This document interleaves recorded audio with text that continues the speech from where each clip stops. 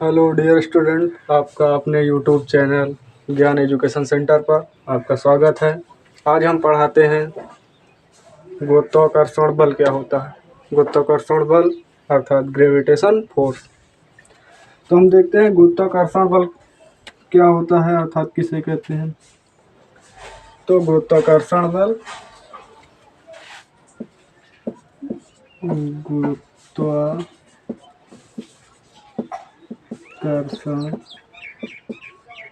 बल तो गुरुत्वाकर्षण बल किन्हीं दो पिंडों के बीच लगने वाले आकर्षण बल को गुरुत्वाकर्षण बल कहते हैं। अर्थात किन्हीं दो पिंड, माना ये पिंड एक M1 है, दूसरा M2 है, इनके बीच की दूरी r। तो किन्हीं दो पिंडों के बीच लगने वाले आकर्षण बल को गुरुत्वाकर्षण बल कहते हैं। तो हम लिखते हैं किन्हीं दो पिंडों के बीच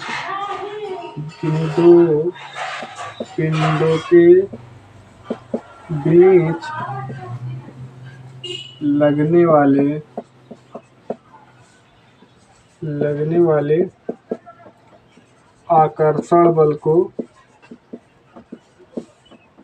गुरुत्वाकर्षण बल कहते हैं। गुरुत्वाकर्षण बल कहते हैं।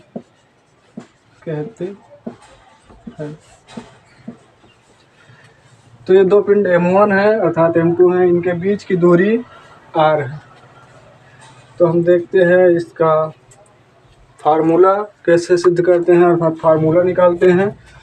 तो F बराबर F directly proportional M1 M2 होता है। ये फर्स्ट समीकरण है, इक्वेशन ऑफ फर्स्ट। हम दूसरा समीकरण देखते हैं। इनके गुणनफल अर्थात इन्हीं दो पिंडों के बीच लगने वाले आकर्षण बल को गुरुत्वाकर्षण बल कहते हैं। तो इनके दो पिंड है, इनके गुणनफल उसके लगने वाले बल के अनुक्रमानुपाती होता है। फर्स्ट इक्वेशन है। And second equation F inversely proportional r²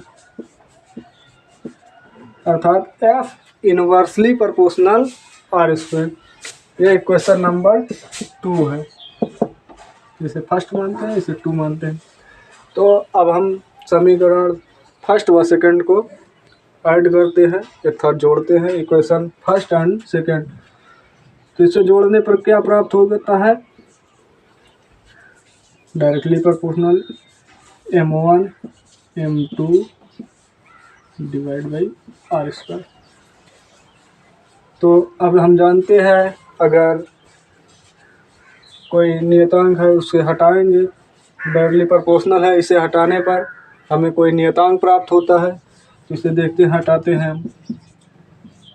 F बराबर यह नियतांक के रूप में क्या आएगा? कैपिटल G आएगा, कैपिटल G M1 M2 बटे r²।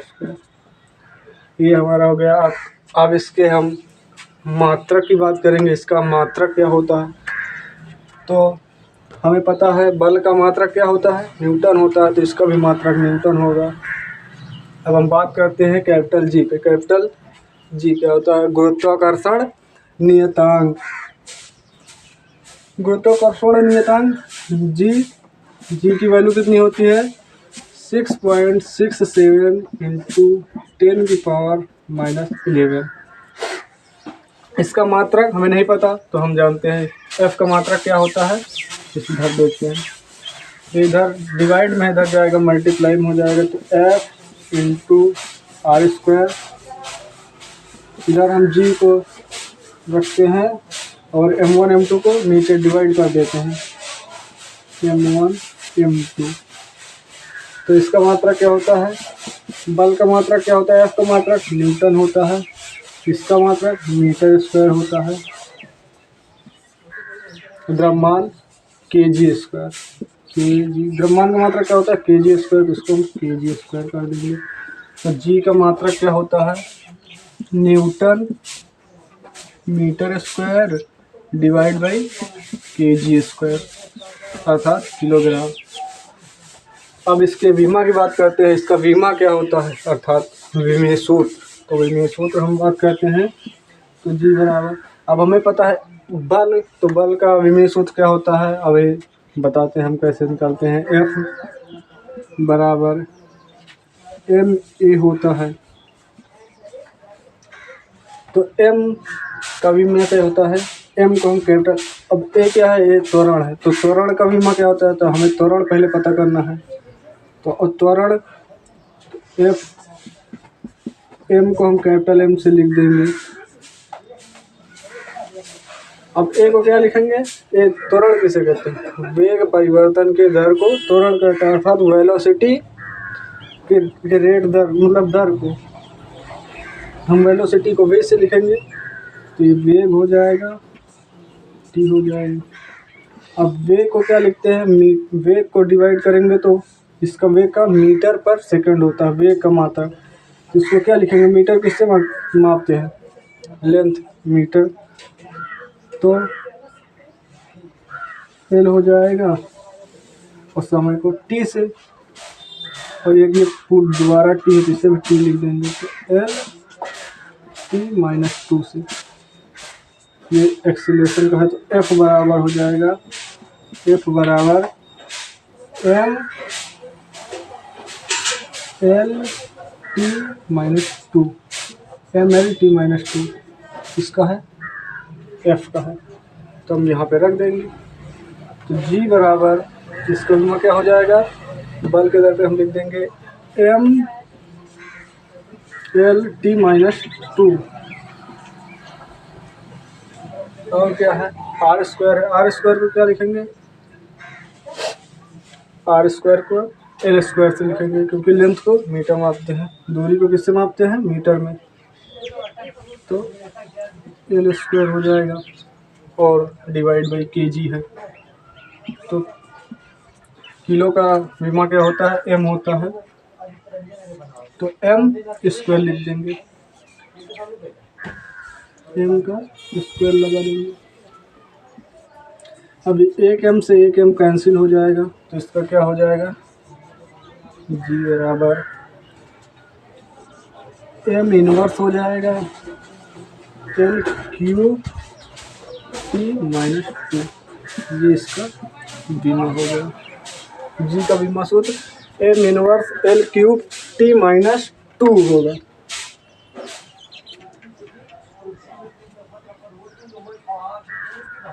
और इस पे हम क्या बात करते हैं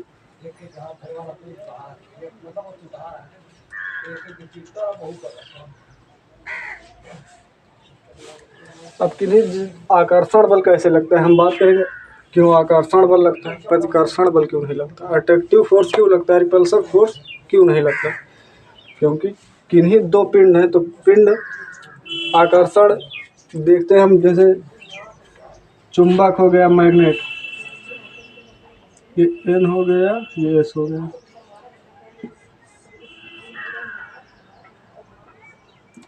एन ये एस, तो इस पे कौन सा फोर्स लगेगा आकर्षण बल लगेगा। अगर समान ध्रुव है तो प्रतिकर्षण, अगर विपरीत ध्रुव है तो आकर्षण बल लगेगा।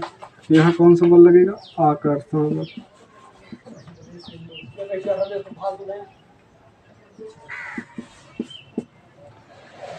और अगर आवेश की बात करें तो प्लस क्यू है माइनस क्यू है, तो इस पर कौन सा फोर्स लगेगा आकर्षण बल लगेगा। इसमें भी अगर समान चार्ज है प्लस प्लस है तो प्रतिकर्षण बल, अगर विपरीत चार्ज है अर्थात प्लस एंड माइनस है तो आकर्षण बल लगेगा। अगर यहाँ पर अगर एन क्या मानते हैं मैग्नेट है और इधर एक और ऋण है, तो यहाँ कौन सा प्रतिकर्षण बल लगेगा, कौन सा बल, प्रतिकर्षण बल। अगर यहीं पर प्लस क्यू, यहाँ भी प्लस क्यू है, तो इसके बीच कौन सा बल लगेगा, प्रतिकर्षण।